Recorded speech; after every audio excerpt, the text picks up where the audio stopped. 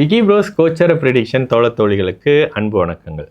விருச்சிக ராசிக்காரங்களுக்கு ஏப்ரல் 6ஆம் தேதியிலிருந்து ஏப்ரல் 12ஆம் தேதி வரைக்கும் 2026ஆவது ஆண்டில் எந்த மாதிரியான கோச்சார நிலைகள் இருக்குன்னு பார்த்தீங்கன்னா, இந்த வாரத்தில் உங்களுடைய 6-12ஆம் பாவகங்கள் வலுத்து இருக்கக்கூடிய நிலையில் ராசிநாதன் சற்று பாபத்துவ நிலையை அடைகிறாருங்க.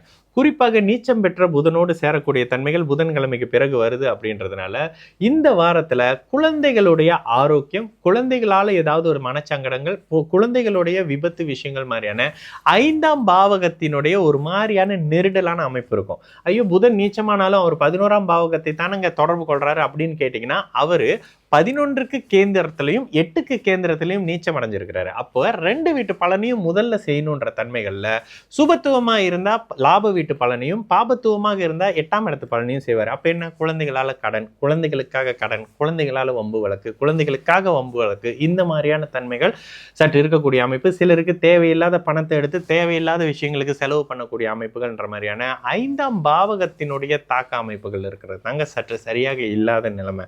என்ன இருந்தாலும் 11ஆம் இடத்த சுபர் பார்க்குறாருங்க, புதனாகி பார்க்குறாருனாலும் கூட முதல்ல சங்கட அமைப்புகளை கொடுப்பாரு. சில பேருக்கு இந்த ஷேர் மார்க்கெட் ட்ரேடிங் மாதிரியான அமைப்புகளில் எப்போ இன்வெஸ்ட் பண்ணதுக்கு இப்போ வந்து மாட்டிக்கிட்டு நிற்கிறாங்க, தேவையில்லாத இடத்துல சைன் பண்ணனால இப்போ மாட்டிக்கிட்டு இருக்கங்கன்ற மாதிரியான சில விஷயங்களை பண்ணக்கூடிய நிலைமைகள் இருக்குன்றதுனால தயவு செய்து இன்வெஸ்ட்மெண்ட் முதலீடு மாதிரியான விஷயங்களுக்குள்ள விருச்சிக ராசிக்காரர்கள் போகாமல் இருக்கிறதும், தேவையில்லாத இடங்கள்ல தேவையில்லாத ஆணுக்கு பெண்ணையும் பெண்ணுக்கு ஆணையும் தேவையில்லாத அமைப்புகளில் சில தொடர்புகளை கொடுக்கும் 6ஆம் இடத்தினுடைய சுக்கிரனுடைய தன்மையினால. இதுல சற்று நிதானமாக இருந்தீங்கன்னா தேவையில்லாத சங்கடங்கள்ல மாட்டிக்க மாட்டீங்க விருச்சிக ராசிக்காரங்க. நான் என்ன சொல்றேன் அப்படின்றது நிச்சயமாக புரியக்கூடிய அமைப்பு தான் இந்த ஏப்ரலுடைய மத்தியம வாரம்ங்க.